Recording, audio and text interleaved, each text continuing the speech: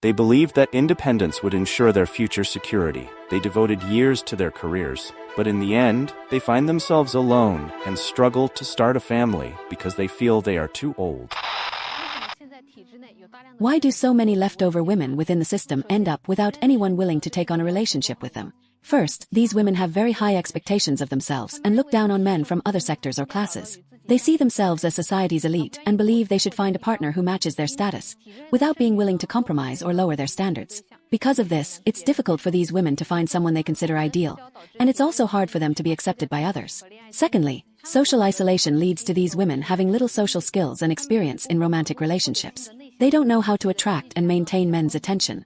Due to being busy with work or having an introverted personality, their social circle is quite closed, and they rarely actively express their preferences and needs or make an effort to listen to and understand the other person's thoughts and feelings. Women like this can easily make men feel pressured and bored, causing them to lose trust and respect. Finally, these women are pressured by their parents and society, leading them to lose their autonomy and assertiveness in relationships. Due to the one-child policy or traditional influences, they often face excessive concern and interference from their parents, making it difficult for them to have autonomy in marriage matters. As a result, they find it hard to find a partner who truly makes them happy and also struggle to show their charm and value to others. In summary, the fact that many women within the system are without anyone willing to take on a relationship with them doesn't mean they lack qualities or charm, but rather that there are some misconceptions and issues in how they perceive love and marriage. If they can adjust their prejudices and stubbornness in time, I believe they will be able to find the happiness they deserve. I'm not entirely sure what these women thought would happen when they decided to focus their lives on pursuing a successful career. Perhaps they believed that once they achieved financial stability, they could choose a partner not necessarily for his wealth, but for love, without the pressure from parents or family. However, now that they've reached their 30s and are financially secure, they want to start a family. But here's the dilemma. Now that they are part of the upper society, they want a partner who can match their lifestyle, yet the men who could keep up with them simply aren't interested. They prefer a younger woman who can give them children. I'd like to hear your thoughts on this dilemma. A girl devoted all her energy to work, and by her 30s, she still doesn't have a partner. Is it really worth it? Many of my friends have already married and had children. Since graduating from college, it seems my life has only been about work. As an ordinary girl from the countryside, how hard is it to stand out without family support? During college, I worked part-time to earn money, while others traveled after graduation. I was working. Others were socializing and resting. I was working. Others were getting married and I was still working. I've hosted programs, managed clothing stores, worked on social media accounts, and in short video companies. All traces of my journey. I always thought that to get a fine horse you had to plant a large field of grass, and I worked hard to make that field thrive. In recent years, my greatest pride is probably my father. His wife will say I'm his daughter. I strive to be a positive and valuable person. I'm a tea ambassador for Hubei, a cultural promotion ambassador, the runner-up in Hubei sales, and an ambassador for many places in Hubei. Many official events seek our collaboration. All the glamorous appearance that everyone sees is the result of videos shot day and night, regardless of the weather. Staying committed is the most meaningful thing for me. Every year during the holidays, I visit children in recovery, a kindness I've always wanted to maintain. I work hard to make life better for my family and those around me. In recent years, it seems I've gotten used to doing everything alone. I bought a house on my own, bought a car on my own, and arranged family dinners on my own. I often wonder if life would be better with someone by my side. Now, a media company and 2 million followers are what I consider my dowry for the future. In reality, I now understand marriage not as something to do to handle gossip from relatives or friends, to continue the family line, or as an obligation of age. If possible, I hope to find a partner this year to face storms and seasons together, without needing grand gestures. Simplicity is the true beauty. I believe in a saying that instead of chasing after a horse, it's better to use the time you'd spend chasing it to plant grass. When spring arrives, there will be many. Strong women often face difficulties in marriage and relationships. Why is that? Let me analyze it from my perspective, though it doesn't represent everyone's opinion, just a personal feeling. Strong women dedicate all their energy and time to their careers. A person's energy and time are limited, right? Therefore, the little time left for emotional matters is approached more simply. They are easily moved, and when they find a man who shows care, they can quickly open up. This happens because they no longer have the time and energy to think too much about it, as most of their time is consumed by work. Many women who are very strong, successful, and hold high social positions might not actually have someone who matches them behind that image. Men with these external attributes may be attractive, but after an emotional relationship, their judgment may decrease, and they become more vulnerable. Without defenses, they might give themselves completely to their partner. Men and women handle relationships differently. Some men may feel they cannot conquer or control a strong, successful woman. They prefer women who are softer, more obedient, and who listen to them. On the other hand, a beautiful, capable, kind, and attentive woman might seem complicated to some men. These qualities, in their view, can be seen as difficult to control or non-compliant. Even though men often hide their intentions and lies, they don't like their subtle thoughts to be seen through. From my experience at 40 and what I've seen, it's evident that there is real inequality. Don't try to seek equality where it doesn't exist.